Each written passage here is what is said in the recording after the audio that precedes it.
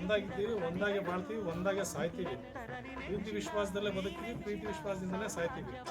ಅವರು ಮನೇಲಿ ತೊಂದರೆ ಬಂದರೆ ಏನಾದರೂ ರಕ್ತದ ಅಥವಾ ಬೇರೆ ಯಾವುದಾದ್ರು ಅವಶ್ಯಕತೆ ಇದ್ದರೆ ಇದು ಯಾವ ರಕ್ತ ಅಂತ ಯಾವತ್ತೂ ಕೂಡ ಯಾರು ಯಾವ ಆಸ್ಪತ್ರೆಯಲ್ಲೂ ಕೇಳಿಲ್ಲ. ಬ್ಲಡ್ ಗ್ರೂಪ್ ಹೇಳ್ತಾರೆ ಅಷ್ಟೇ. ಸಾಬರ್ದೋ, ಹಿಂದೂ ಜನದ್ದೋ, ಕ್ರಿಶ್ಚಿಯನ್ದೋ ಅಂತ ಯಾರೂ ಹೇಳಿಲ್ಲ. ನಾವ್ಯಾಕೆ ಅದನ್ನು ಬಾರ್ಡರ್ಗಳು ಹಾಕ್ಕೊಂಡು ಕಿತ್ತಾಡ್ಕೊಂಡು ಸಾಯಬೇಕು ಅಂತ ಯಾವುದು ಪ್ರಯೋಜನ ಇಲ್ಲ. ಆ ನಿಟ್ಟಿನಲ್ಲಿ ನಾವೆಲ್ಲರೂ ಕೂಡ ಇದು ಸೇರಿಬಿಟ್ಟು ನನ್ನ ರಾಜರಾತ ಮೈಸೂರು ಅವರೇ ಟಿಪ್ಪು ಸುಲ್ತಾನ್ ಅವರ ಜನ್ಮದಿನಾಚರಣೆ ಆಚರಿಸ್ತಾ ಇದ್ದೀವಿ. ಈ ಸಂದರ್ಭದಲ್ಲಿ ರಾಜ್ಯೋತ್ಸವ ಕೂಡ ಆಚರಣೆ ಮಾಡ್ತಾ ಇದ್ದೀವಿ. ನಮ್ಮ ಪುನೀತ್ ರಾಜ್ಕುಮಾರ್ ಅವರು ಕೂಡ ನಮ್ಮನ್ನು ಅಗಲಿದ್ದಾರೆ, ಅಕಾಲಿಕ ಮರಣ ಹೊಂದಿದ್ದಾರೆ. ಅವರು ಕೂಡ ತುಂಬ ಸಮಾಜ ಸೇವೆಯನ್ನು ಮಾಡಿದ್ದಾರೆ, ಗೋಶಾಲೆಗಳನ್ನ ನೋಡ್ಕೊಳ್ತಾ ಇದ್ದಾರೆ. ಬಡವರ ವಿದ್ಯಾಭ್ಯಾಸಕ್ಕಾಗಿ ತಮ್ಮ ಸ್ವಂತ ದುಡಿಮೆಯಿಂದ ಖರ್ಚು ಮಾಡಿ ಅನೇಕರಿಗೆ ಶಿಕ್ಷಣ ಕೊಡಿಸಿದ್ದಾರೆ.